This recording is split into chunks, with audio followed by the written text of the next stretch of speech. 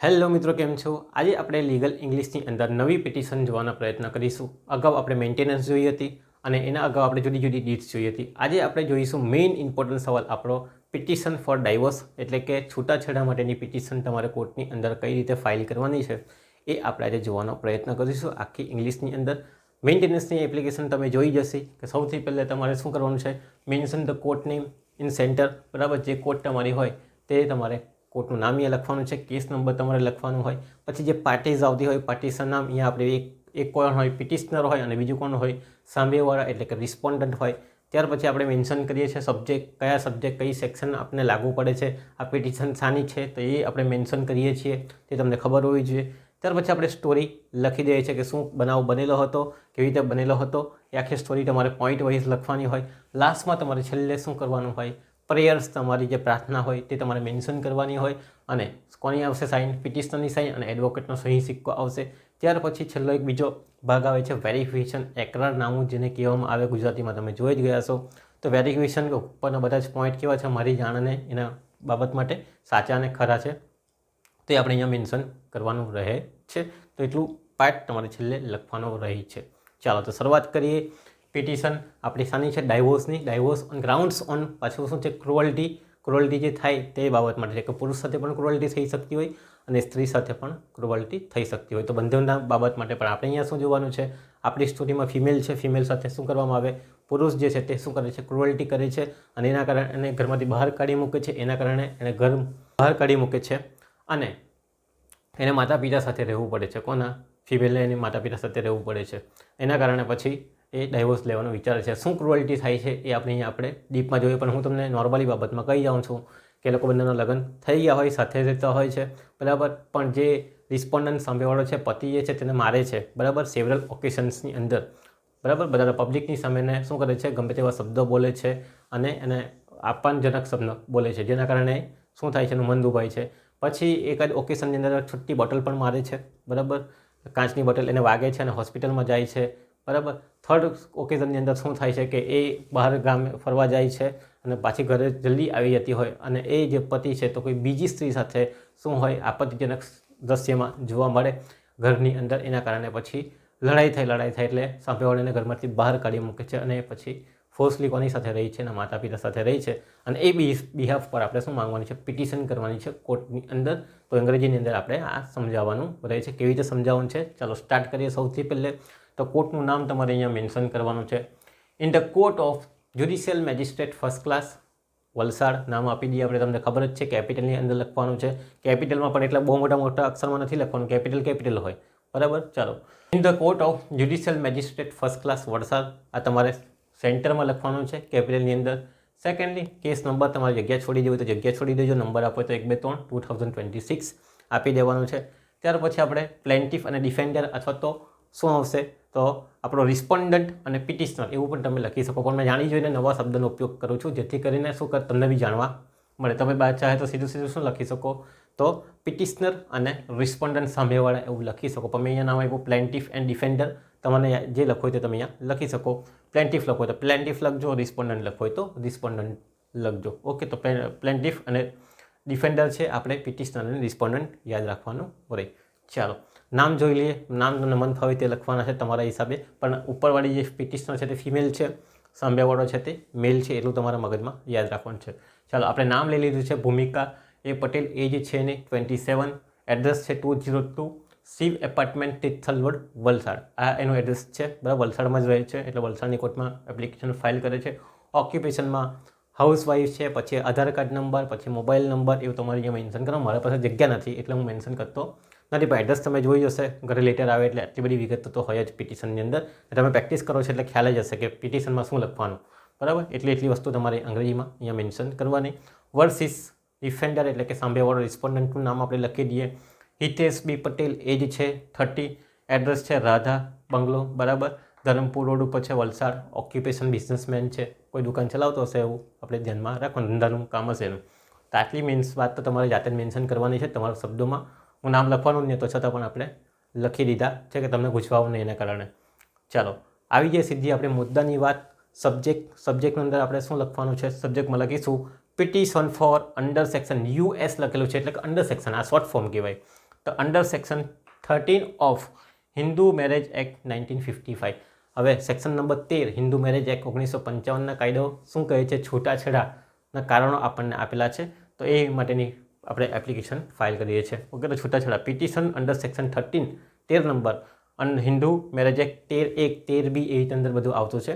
આપણે 13 લખી દઈએ, 13 ઓફ હિન્દુ મેરેજ એક્ટ 1955. ચાલો થઈ ગયું. તો આ તમારો સબ્જેક્ટ છે. પિટિશન શાની છે, આ અરજી શાની છે, હિન્દુ મેરેજ એક્ટની સેક્શન નંબર 13 છૂટાછેડા માટેની અરજી છે. ઓકે, હવે આપણે આપણી સ્ટોરીની શરૂઆત કરવાની છે. સ્ટોરીમાં આપણે લખવાનું છે કે કઈ સ્ટોરી છે, શું છે, તમને ખબર જ છે. તો લખીએ આપણે. The above mentioned petitioner respectfully submits under. ચાલો, શું લખેલું છે? તો above mentioned petitioner, ઉપર મુજબનો જે પિટિશનર છે, અરજદાર છે, respectfully submits as under that. Respectfully તમને અરજ કરે છે, નીચે મુજબની અરજ કરે છે, એવો એનો મતલબ થાય. તો above mentioned, ઉપર મુજબનો petitioner, the above mentioned petitioners respectfully submits on as under that. ચાલો, ઉપર મુજબ નીચે મુજબની અરજ કરે છે, ઉપરનો અરજદાર શું અરજ કરે છે તેની આપણે વાત કરી. ચાલો તો જોઈએ. સૌથી પહેલો નંબરનો પોઈન્ટ અહીંયાથી ચાલુ થાય છે. શું છે? તો petitioner and respondent were lawfully married. કોણ છે? તો petitioner and respondent were lawfully married according to the Hindu ceremony. હિન્દુ રીતિ રિવાજ, રિચ્યુઅલ પણ લખી શકો તમે, બરાબર. સેરેમનીની જગ્યા રિચ્યુઅલ પણ આપણે સેરેમનીનો ઉપયોગ કરી ગયા છે ફેમિલીમાં, યાદ હોય તો તમને, બરાબર. ચાલો, હિન્દુ સેરેમની રિચ્યુઅલ કાઉન્સની અંદર ઓન 12 મે 2023 એટ વલસાડ. 12 મેના રોજ આ લોકોના લગ્ન થાય છે, બરાબર. કયા રીતિ રિવાજ પ્રમાણે? હિન્દુ રીતિ રિવાજ પ્રમાણે. કોના? ધ પિટિશનરના, એટલે કે આ ભૂમિકાબેનના અને હિતેશભાઈના લગ્ન થાય છે. તો petitioner and respondent were lawfully, બરાબર, married according to the Hindu ceremony or ritual on 12 May 2023 at Valsad. The marriage has been registered in the register office at Valsad. અને રજિસ્ટર ઓફિસની અંદર આ નોંધણી પણ કરાવવામાં આવેલી છે. હવે તો યુસીસી આવી ગયું છે, નોંધણી કરાવવી ફરજિયાત છે, નહીં તો પછી દંડ ભરવો પડે 10,000 રૂપિયા. ઓકે, ચાલો, તો આટલી વાત તમારે લખવાની છે. The petitioner is and respondent were lawfully married on according to the Hindu marriage act, Hindu ceremony ritual on 12th May 2023 at Valsad, અથવા કોઈ બી જગ્યા બતાવી શકો. The marriage has been register in the register office at Valsad, અથવા તો at જે જગ્યા બતાવો તે. ઓકે, તો તે લખી દેવાનું. આ પહેલી વાત છે કે રજિસ્ટર થયેલા છે મેરેજ, પ્લસ લગ્ન ક્યાં થયેલા એની પણ વાત અહીંયા કરેલી છે.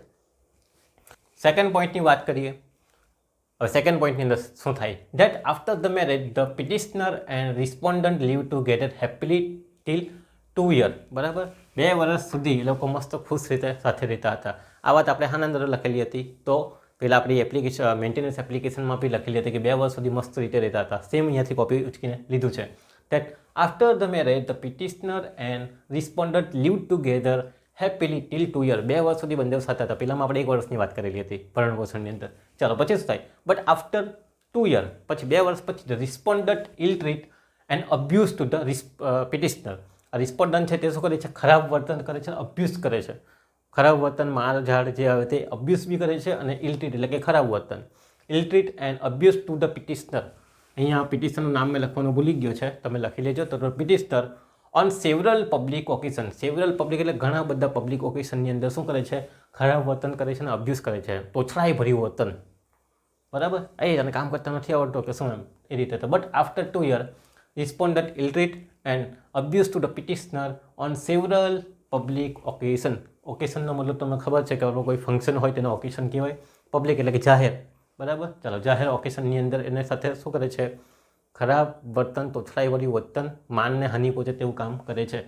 વન ડે, એક દિવસ, the respondent throw a glass bottle thus petitioner they hurt and admit to the hospital. શું થાય છે? તો ગ્લાસની બોટલ ફેંકે છે, એના કારણે એને હોસ્પિટલ લઈ જવું પડે છે. કોને? પિટિશનર. પિટિશનર કોણ છે? ભૂમિકાબેન પર બાટલી છોડે છે. કોણ છોડે છે? મારે છે હિતેશભાઈ પટેલ, બરાબર. ચાલો, તો લખવાનું છે વન ડે, એક દિવસ. One day the respondent throw a glass bottle to the petitioner, બરાબર, and the petitioner hurts and admit to the hospital. આટલું તમારે લખવાનું છે. તો કોણ કોના પર ગ્લાસ મારે છે? Respondent throw a glass bottle to the petitioner and the petitioner hurts and admit to the hospital. She was hurt એમ લખી શકીએ, સી ઇઝ હર્ટ અથવા she was hurt to the and admit to the hospital. આ રીતે તમારે શું કરવાનું છે, લેંગ્વેજને બનાવવાની છે. ચાલો તો one day a respondent throw a glass bottle to the petitioner and she, આપણે હીની જગ્યાએ સી યુઝ કરવું પડે. હી ઇઝ, સી ઇઝ, હીની પણ she is hurt and admit to the hospital. બિચારી શું થઈ જાય છે, હર્ટ થઈ જાય છે. હર્ટ એટલે કે એને હાનિ પહોંચે છે, હુમલો થાય છે તો હાનિ પહોંચે છે અને એડમિટ કરવી પડે છે હોસ્પિટલમાં. ચાલો આટલું તો વર્તન થઈ ગયું. ખરાબ વર્તન તો કરતો તો હોસ્પિટલમાં બી પહોંચાડી દીધી. ચાલો તો બીજા મુદ્દાની વાત ફરી પાછી એકવાર ડીપમાં કરી જાય. That after the marriage, the petitioner and respondent lived together happily till 2 years. But after 2 years, respondent ill-treated and abused to the petitioner on several public occasions. પછી વાત કરીએ, one day the respondent threw a glass bottle to the petitioner and she was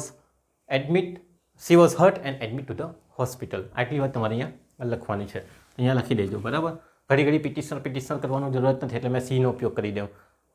પેલો responder હતો તો હીનો ઉપયોગ કરી દેતો. Okay, ચાલો ત્રીજા નંબરના પોઈન્ટની શરૂઆત કરીએ એક લીટી છોડીને.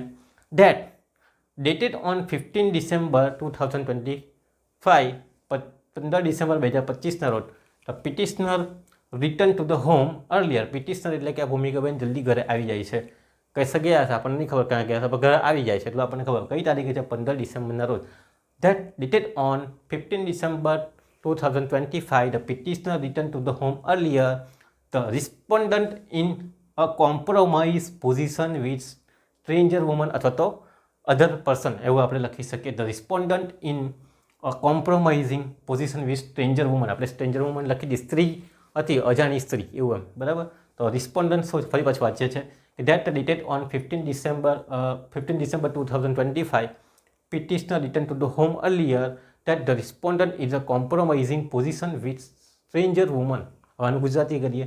15 ડિસેમ્બરના રોજ પિટિશનર એટલે કે ભૂમિકાબેન રિટર્ન આવે છે ઘરે, ત્યારે એ જોઈ છે ઘરે આવતા respondent in compromising position with stranger woman. ખરાબ આપત્તિજનક શું હતા દ્રશ્યો અમને જોયા. કોની સાથે? બીજી સ્ત્રી સાથે. બરાબર, એટલે અફેરમાં હશે એમ સમજી જવાનું આપણે, વધારે આગળ વાત નહીં કરીએ. બરાબર, તો સ્ટ્રેન્જર વુમન સાથે એને આપત્તિજનક શું છે માહોલમાં જોઈ લે છે, એવા દ્રશ્યો એ જોઈ લે છે જે આપણે વર્ણન નહીં કરી શકીએ અહીંયા. તે ટાઈપના એણે ત્યાં જોઈ લીધા. બરાબર, બેડ પર હશે કે પછી રૂમની અંદર હશે કે જે પણ કોમ્પ્રોમાઇઝિંગ પોઝિશન એટલે આપત્તિજનક બાબતો કહેવામાં આવે, એને કહેવામાં કોમ્પ્રોમાઇઝિંગ પોઝિશન, ખરાબ હાલત એમ કહી શકીએ. ચાલો, compromising position with stranger woman who run away after petitioner is arrived. હવે એ પાછી શું કરે છે, ત્યાંથી ભાગી જાય છે. જ્યારે પિટિશનર આવે છે ત્યારે એ ભાગી જાય છે. કોણ ભાગી જાય છે? આ સ્ટ્રેન્જર વુમન ભાગી જાય છે. તો who run away after the petitioner is arrived, એટલે કે આ જે વુમન હતી એ નાહી જાય છે. Who run away after petitioner is arrived. So we had fight, એટલે અમારા વચ્ચે બોલા ચાલી. વી હેડ ફાઇટ. સો વી હેડ એટલે કોણ? પિટિશનર અને રિસ્પોન્ડન્ટ વચ્ચે શું થાય છે? ફાઇટ થાય. તો વી હેડ ફાઇટ એન્ડ રિસ્પોન્ડન્ટ રેઇઝનો મતલબ ઉપાડવું. Raise his hand to the me અથવા તો raise hand to the petitioner. આપણે વકીલ તરીકે એ ફાઇલ કરીએ છીએ એટલે પિટિશનરનું નામ અહીંયા આવશે. ચાલો, તો વી હેડ ફાઇટ એટલે કે અમે લોકોએ ફાઇટ કરી. રિસ્પોન્ડન્ટ, વીની જગ્યાએ ધે લખવું પડે, ધે હેડ ફાઇટ અથવા પણ વીજ બરાબર રાખીએ. We had fight, respondent raise his hand to the petitioner and brow her out. હવે શું કરે છે અહીંયા? રિસ્પોન્ડન્ટ રેઇઝ હિઝ હેન્ડ એટલે કે હાથ ઉપાડે છે અને મારે છે. Plus petitioner bro her out, પિટિશનરને ઘરમાંથી બહાર કાઢી મૂકે છે. બ્રો હર આઉટનો મતલબ ઘરમાંથી બહાર કાઢી મૂકવું. આફ્ટર ધીસ ઇન્સિડન્ટ, આ બનાવ બન્યા બાદ petitioner has been living with her parents. શું કરે છે? પિટિશનર જે છે આ ભૂમિકાબેન એના માતા પિતાના ઘરે જઈ છે અને ત્યાં રહે છે. બરાબર, ત્યાં એમનું ઘર કાઢી મૂકે એટલે જવાની કાં બિચારી, ઘરે જ જાય ને. ચાલો, તો આવું આ પેરેગ્રાફની અંદર છે. ફરી પછી એકવાર ડીપમાં વાંચી લઈએ શું થાય છે એટલે ખ્યાલ આવે. Date dated on 15 December 2025, petitioner return to the home એટલે ઘરે આવે છે. then respondent in a compromising position with stranger woman who run away after petitioner is arrived. તો રિસ્પોન્ડન્ટને અને એક સ્ત્રી છે, અજાણી સ્ત્રીને ખરાબ હાલતમાં આપત્તિજનક હાલતમાં જોઈ છે અને એ જે વુમન હતી તે ત્યાંથી આવે ત્યારે ભાગી જાય છે. સો વી હેડ ફાઇટ એટલે કે અમે બંને ઝઘડો કરીએ છીએ, એટલે કે રિસ્પોન્ડન્ટ અને petitioner. And respondent raise his hand to me અથવા તો raise her hand to the petitioner, એટલે કે પિટિશનરને બે કાનવાણી મૂકે છે એમ કહે તો ચાલે. બરાબર, એન્ડ બ્રો હર આઉટ અને ઘરમાંથી કાઢી મૂકે છે. ચાલો, આટલું બધું થઈ ગયું. After the incidents, petitioner has been living with her parents. શું કરે છે, એના માતા પિતા પાસે રહેવા જતી રહે છે. મારધાર કરે પછી જતી રહેવું પડે, બીજો કોઈ ઓપ્શન બચતો નથી. બધા પાસે કોઈ ફ્રેન્ડ થોડી હોય કે ઘરે જતા રહે. ચાલો હવે ચોથા નંબરની વાત કરીએ. આટલો બધો બની ગયો છે, હવે ઘરે જતી રહી છે. હવે શું કરવાનું છે? That the petitioner and her family try to convince કોને? રિસ્પોન્ડન્ટને છતાં બી નહીં માને. એકવાર ચાલી કન્વિન્સ તો કરીએ, પ્રયત્ન તો કરવો પડે કે નહીં, માનાવી લઈએ. ચલો that the petitioner and her family, petitioner એટલે કે ભૂમિકાબેન અને એની family try to convince the respondent, બરાબર, રિસ્પોન્ડન્ટને કન્વિન્સ કરે છે to restart their marriage life, ફરી પાછું તમારી લગ્ન જીવન, દાંપત્ય જીવન શરૂ કરો, આવું બબલ ન કરો એમ, બરાબર, restart their life. But the respondent was not understand, પેલો ભાઈ સમજતો નથી. કોણ? આ રિસ્પોન્ડન્ટ વોઝ નોટ અન્ડરસ્ટેન્ડ, સમજતો જ નથી. And misbehave and ill treat to the petitioner and family. શું કરે છે? ઇલ ટ્રીટ કરે છે, ફરી પાછું ખરાબ અને ઉર્ધ્વયભર્યું વર્તન કરે છે, બરાબર. Misbehave and ill treat, misbehave એટલે ખરાબ વર્તન, બરાબર, અને ઇલ ટ્રીટ એટલે પણ ખરાબ વર્તન to the petitioner and her family. ફેમિલીઓને પણ શું છે? ખરાબ વર્તન કરે છે, ગમે તેમ બોલે, એનો મતલબ ગાળો આપે છે, એમ કે શોર્ટકટ ભાષામાં કહીએ તો ગાળો આપી, પણ મિસબિહેવ જ થઈ ગયો ને. Misbehave and ill treat to the petitioner and her family. આ વખતે તો ફેમિલીને પણ નહીં છોડ્યા એને, બરાબર. પિટિશનરે તો ગાળ આપતો હતો, ભૂમિકાબેનને તો ગાળ આપતો હતો, પણ ફેમિલીવાળાને બી આ વખતે એને શું દીધા? લપેટામાં લઈ લીધા. So petitioner has file this application in your court. તેના કારણે આ પિટિશન ફાઇલ કરવાની જરૂર પડી તમારી કોર્ટની અંદર. બીજો કોઈ રસ્તો જ નહીં બચે. પછી શું કરવાના? આટલું બધું સમજાઈને થાકી જાય, છતાં બી ભાઈલો માનતો નથી. ચાલો તો પછી શું થાય? છેલ્લે તમારા જેવા વકીલ હશે તે કેસ ફાઇલ કરી દે એટલે તમારી કોર્ટમાં આવવા પડ્યું ભાઈ, બીજું તો કંઈ જરૂર નહીં હતી. અમને માનતો જ નથી. આટલું બધું કરીને બોટલ બી ખાઈ લીધી, બરાબર, બીજા સાથે પકડાઈ પણ ગયો, ફેમિલી સમજાવવા ગયા તો એને પણ ગાળ આપી દીધી. હવે છેલ્લે કરીએ તો શું કરીએ? પછી છેલ્લે ડાયવોર્સ જ થાય. તો આ શું છે? Grounds on cruelty. આ ટાઈપની ક્રુઅલ્ટી તમારે સાબિત કરો. હજુ અંદર એક વસ્તુ આવી છે કે ડ્રિંકિંગ આલ્કોહોલિંગ રેગ્યુલરલી, એવું પણ તમે કહી શકો છો અંદર લખવું હોય તો, કે ઘણી વખત સમજાવવા છતાં પણ દારૂ છોડતો નથી. પણ કેટલું લાંબુ લખવાના, થાકી જવાય ભાઈ. ચાલો 5મા નંબર પર જાય. હવે આપણે વાત કરીશું કે આ હુકુમતના અંદરમાં છે, અમારે હુકુમતની અંદરમાં રહીએ છીએ, એના કારણે આપણે આ હુકુમતમાં કેસ ફાઇલ કરીએ છીએ. Thus that the petitioner lives within court limit of jurisdiction of this court. ચાલો તો petitioner lives within the local limit of જ્યુરિડિક્શનનો મતલબ થાય હુકુમત. કોર્ટની હુકુમતમાં કોણ રહે છે? આ પિટિશનર રહે છે. જો વલસાડ કોર્ટ છે અને રેગ્યુલરલી અહીંયા એડ્રેસ પણ આપણે શું બતાવ્યું છે? વલસાડ બતાવ્યું છે. ચાલો તો ધ પિટિશનર લિવ્સ વિધિનનો મતલબ કે એની અંદર local limit of jurisdiction of court. કોર્ટની હુકુમતની અંદર શું કરે છે? રહે છે. કોર્ટની હુકુમત એરિયાની અંદર રહે છે. The court has power, court પાસે પાવર છે, જ્યુરિડિક્શન છે, હુકુમત છે કે try and decide this petition. અને શું કરશે? કામ ચલાવશે અને આ પિટિશનનું હુકમનામું આપશે. એના પાસે કોની પાસે પાવર છે? કોર્ટની પાસે પાવર છે. એટલે એ બાબત અહીંયા લખે. The court has a power to try and decide this petition. એટલે કેસ ચલાવો, ટ્રાય કરવો અને ડિસાઇડ કરવો. એટલે કે તમારે આને જે બી પ્રેયર્સ છે તેનું એપ્લિકેશન તમારે શું કરવું પડશે? સ્વીકારવી પડશે અને સાંભળવી પડશે, એમ કહેવા માંગે છે. that the petitioner lives within the local limit of jurisdiction of this court, hence the court has a power to try and decide this petition. Okay, તો આટલી વાત તમારે લખવાની છે. હવે છેલ્લે શું લખવાની છે? પ્રેયર્સ લખવાની છે. જે તમને આવડતી હોય તે લખવાની. અહીંયા આપણે લખીએ પ્રેયર્સ એટલે કે પ્રાર્થના. that the petitioner prays અથવા પ્રેઇસ એવું લખવું પડે. that the petitioner pray, એની અરજી નીચે મુજબ છે. શું પ્રે કરે છે? First, honourable court be please to grant. Honourable કોર્ટને શું કહે છે? કોર્ટના જે ઓનરેબલ જજ છે, ઓનરેબલ કોર્ટને આપણે કહીએ, માનનીય કોર્ટ બી પ્લીઝ, એકદમ આદરપૂર્વક, એકદમ આદરથી, to grant decree of divorce. To grant divorce સીધું બી લખી શકીએ. ટુ ગ્રાન્ટ ડાયવોર્સ કરી આપો ટુ ધ પિટિશનર, બરાબર, એને ડાયવોર્સ કરી આપો એમ કહેવા માંગે છે. પણ આપણે અહીં શું લખ્યું છે? થોડુંક આદરપૂર્વક થોડુંક બનાવીને લખ્યું છે. તો honourable court be please to grant decree of divorce. ડિક્રીને કહેવામાં આવે હુકમનામું, બરાબર. Preliminary decree and final decree એટલે કે હુકમનામું. CPCની અંદર ભણીને આવ્યા છો. આખરી હુકમનામું અને પ્રાથમિક હુકમનામું અને 3 પ્રકાર, બરાબર.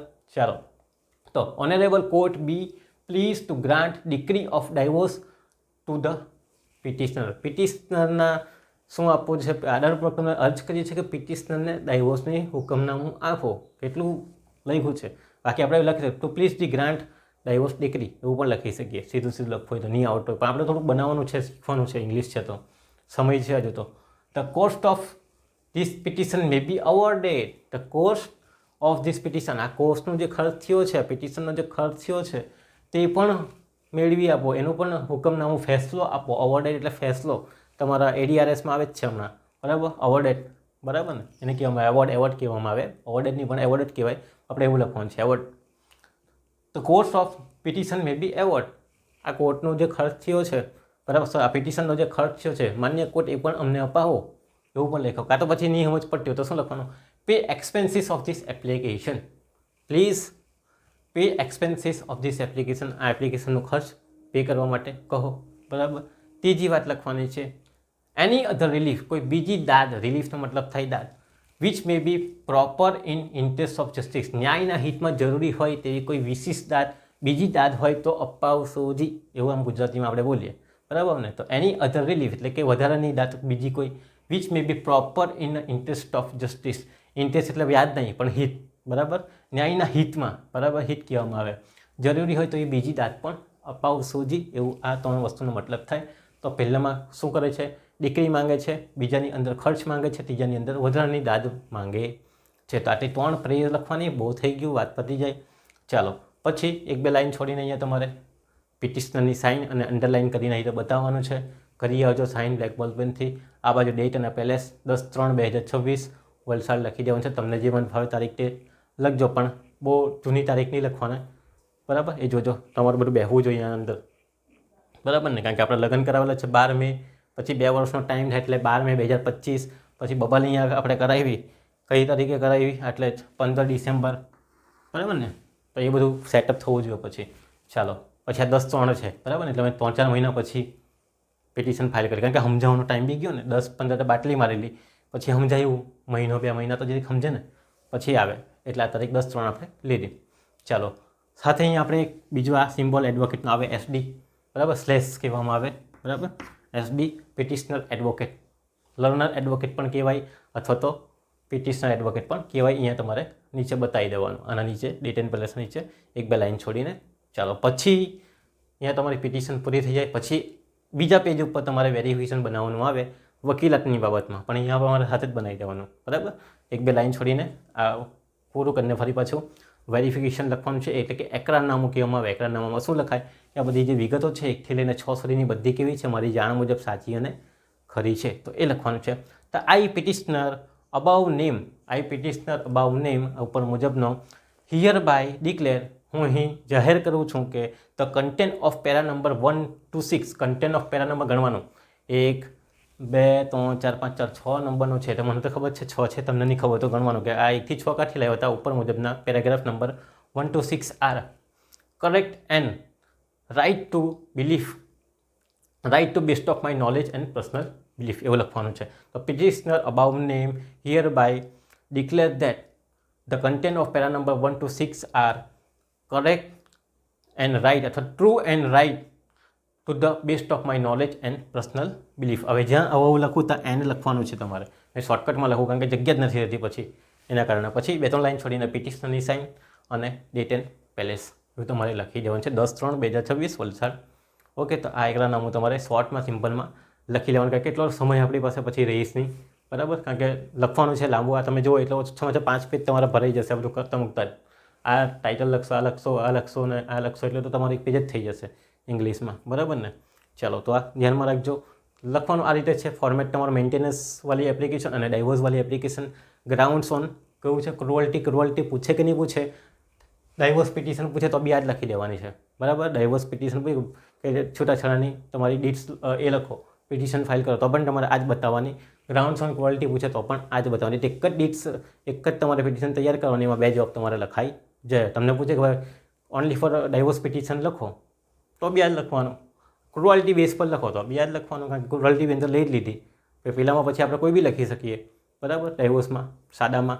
ચાલો, પણ આપણે ક્રુઅલ્ટી જ બતાવી દેવાની, એટલે હું થોડુંક આપણો કેસ સ્ટ્રોંગ થઈ જાય, બીજા કરતાં મજબૂત થઈ જાય, અને આ વ્યવસ્થિત તમારે દાદ માંગી લેવાની એટલે થઈ જાય. કારણ કે અહીંયા પણ આપણે છૂટાછેડાની દાદ જ માંગી છે ને બી છૂટાછેડાની દાદ જ માંગવાની આવે.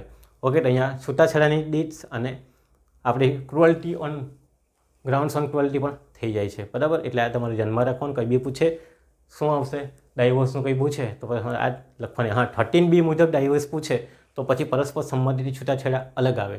ત્યારે આવું બધું અંદર લખવાની કંઈ જરૂરત નથી આવતી કે બાટલી મારેલી ને એવું બધું આવેલું. ત્યારે નોર્મલ કે અમારા વિચારો મળતા નથી, બરાબર. સાથે રહેવાની બહુ કોશિશ કરી, છતાં બી અમે સાથે નથી રહી શકતા. એનો ધર્મ અલગ છે, મારો ધર્મ ભેદભાવ અલગ છે, બરાબર. માનસિક બધું અલગ છે એમ કહી તો ચાલે. જેના કારણે અમે અમારો મન મેળાપ થતો નથી. એટલે અમે પછી રાજી ખુશીથી એકબીજાથી અલગ રહીએ છીએ ને પરસ્પર સંમતિથી છૂટાછેડા પાવ, મને કંઈ જોતું નથી એમ. એવી રીતે 13Bની અંદર આવે. તો બહુ પૂછવાની શક્યતા ઓછી લાગે મને, આ વધારે પૂછાય કારણ કે લાંબુ આવે ને એના કારણે. ચાલો, તો પૂછાય તો વ્યવસ્થિત આને તમારે શું કરવાનું છે, ફોર્મેટ મુજબ લખજો. ઇંગ્લિશ શીખવા માટે એક જ વસ્તુ છે કે વારંવાર લખો, યાદ કરો ને મોઢે લખવાનો પ્રયત્ન કરો. ખાલી વન ટાઈમ વાંચી ગયા ને બોર્ડમાંથી પેલી પીડીએફમાંથી લખી લેશો તો નહીં આવડે. ચોખ્ખો શબ્દમાં કહી દઉં, જાતે વાંચો, વિડીયો જોઈ લો, પછી જાતે એકવાર પ્રયત્ન કરો. ખોટું પડે તો કંઈ નહીં, 2 વાર વિડીયો જોવો પછી જાતે લખો, બરાબર. એટલું આવડી ગયા તો પેપરમાં તમને કંઈ વાંધો નહીં આવે ઇંગ્લિશ લખવામાં, બરાબર. બધું લખાઈ જશે, એસે બી લખાઈ જશે, મેક્સિમ બી લખાઈ જશે. પણ આ જ પ્રેક્ટિસ છે, બીજી કોઈ પ્રેક્ટિસ આની નથી. ઓકે, બીજા સવાલ સાથે આપણે ફરી પાછા મળીશું. ત્યાં સુધી તમારો આભાર.